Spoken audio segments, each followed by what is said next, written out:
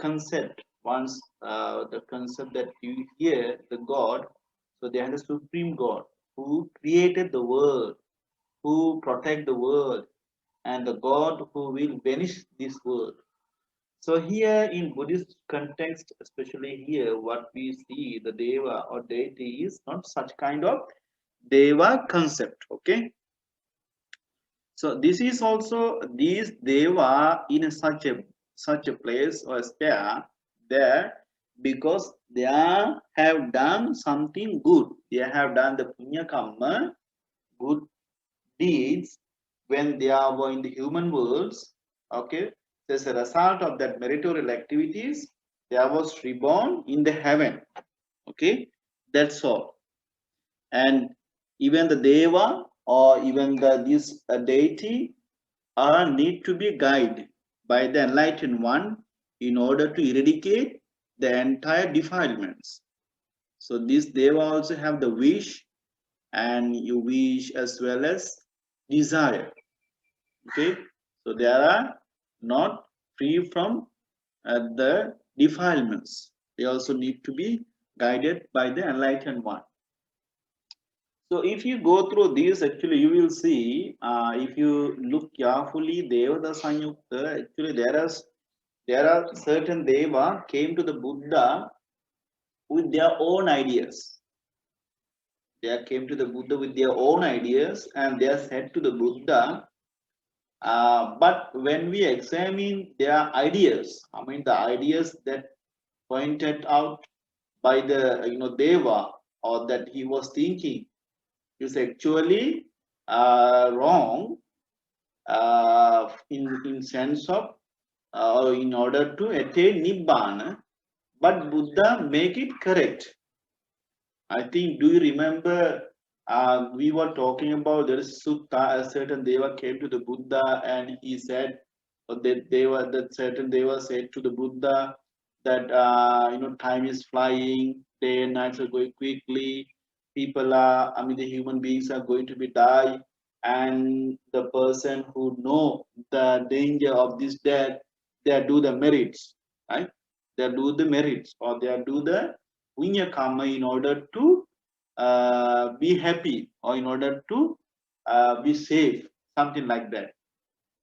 Then what the Buddha said? Buddha said that Buddha did not approve his the words. Buddha said, all right, yes, time is flying, day is going, night is going, we are becoming, we are becoming the age, and all the humans are going to be die.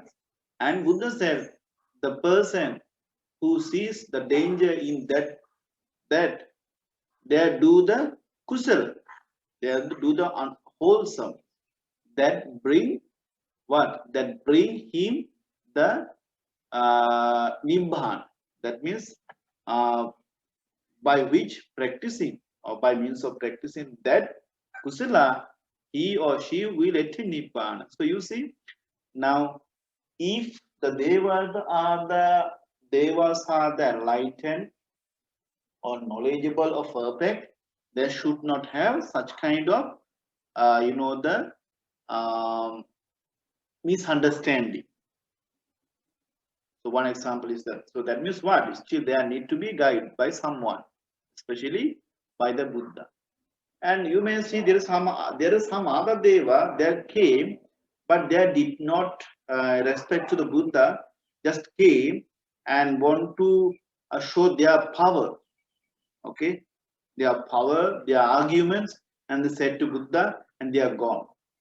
And there was some others they came and they agreed to the Buddha, and they explained to the Buddha, and Buddha also explained the things correctly, and they was very happy. Then they appreciate to the Buddha, they are gone like that. So now if you look carefully, the nature of entire suttas that can be seen in Devata Sanyukta, so there is a variety, the variety among the devas character. There is a difference character. So which means that they also need to be guided, and they are not enlightened yet. Okay, these are things. And they also have what? They also have desire.